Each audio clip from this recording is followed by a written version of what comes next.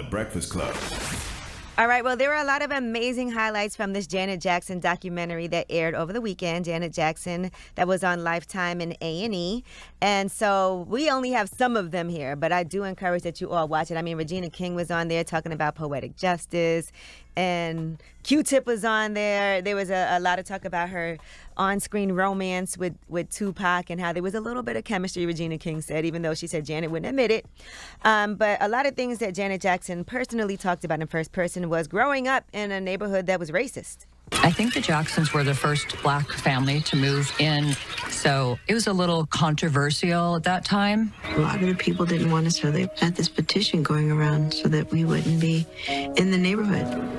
I remember walking down the street and being called the N-word, someone driving by yelling it out, be told to go back home to your country, and feeling it at school with some of the teachers and some of the kids, touching your hair because your hair was different from theirs, or your skin, rubbing it. It's like, does that come off? No. Does yours? Sheesh. Now, she also talked about this, quote, secret child. This was always a rumor that Janet Jackson had some secret child that she didn't let the father know about. Back in the day, they were saying that I had a child and I kept it secret. They were saying that I was raising her daughter. First, they were saying my niece Brandy was my daughter, and then I gave it to Jackie to raise. Because Randy's daughter looks so much like me, then they started saying it was Savannah. When I was doing Fame, a lot of the kids thought I was pregnant because I had gained weight and I had started taking birth control pills. And back then, you could pick up weight taking them, and that's what happened to me. I could never keep a child away from James. How could I keep a child from their father? If she did have one, she could admit to that now, though, because, you know, that it was probably the industry that made her do that. Same way they make you lie about your age and all that other stuff, lie about being married or being in a relationship. All right, now she also discussed getting divorced from James DeBarge. There were a lot of nights that I would go searching the streets looking for him. 3 o'clock in the morning, 4 o'clock in the morning.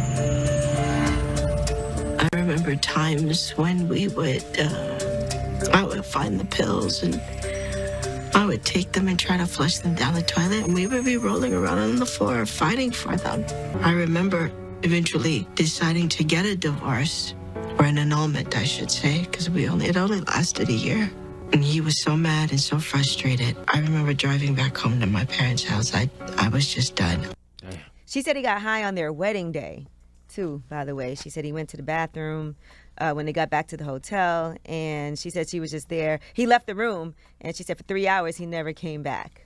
And so that's what she says he was doing. Now, the family had a deal with Pepsi, but Janet Jackson ended up trying to do a deal with Coca-Cola, but then everything emerged with all the accusations against her brother, Michael Jackson, and here's what she said happened. We were actually getting ready to sign the deal with Coca-Cola, and that's when that first allegation came out. New details are emerging about the police investigation of pop star Michael Jackson. This morning, Jackson canceled another concert. The 13-year-old boy is said to have been friends with Jackson. When that came out, Coca-Cola said, no, thank you. You got tarred with that at the same time. Because of it. It's tragic that it's affected you as well. Yeah.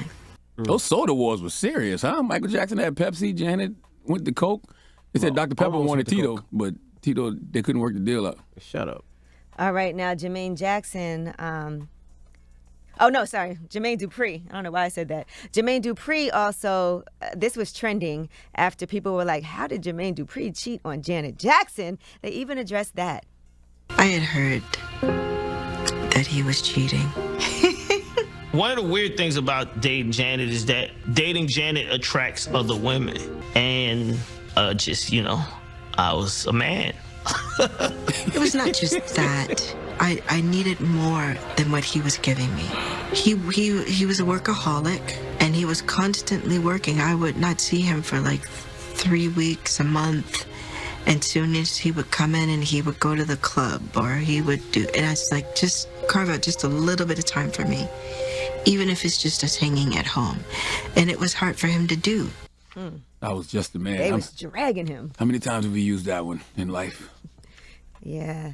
All those women that want to be up under you because you Janet Jackson. Man. Oh, I did this with Janet Jackson. That man live.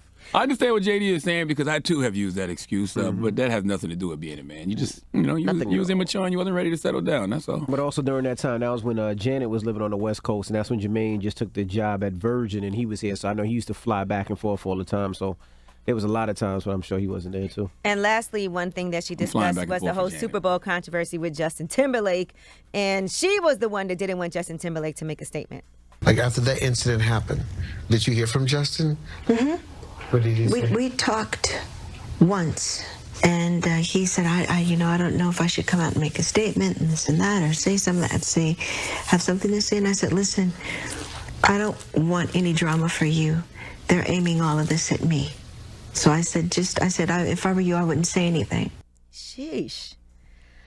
Hard times for Janet that she went through a lot. What else did they say about JD and Janet Jackson? That's what you want to hear about? Did JD explain what his side of the story was? Like, did he talk about what kind of girlfriend Janet was? Did he say he regrets it? He's spoken about it previously in other interviews. He said neither one of them was willing to move to the other person's city, and so she was living in Malibu. He was still in Atlanta, and that's when he started thinking marriage for him wasn't going to work, and so he just wasn't in that space at that time. Yeah, because we all have these conversations. Be like, he dropped the ball with Janet Jackson, but we don't know how that relationship was. Nope. Yeah, they were together like 8 to 9 years, but he said they didn't live with each other, and so that was part of it. He said that in other interviews before. That could be tough.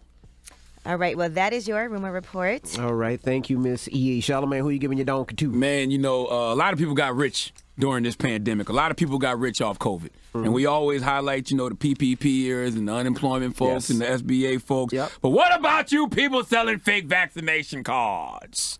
I need 2 nurses, Julie DeVuno and Marissa Uroro. And I know I'm pronouncing their last names wrong. I need them to come to the front of the congregation. We'd like to have a word with them. You mean them nurses that be working hard, getting paid close to nothing, be doing double shifts? Hey, I'm not mad at them. Okay, I'm just equal opportunity donkey today distributor. Okay. All right. We'll get to it next. It's the Breakfast Club. Good morning.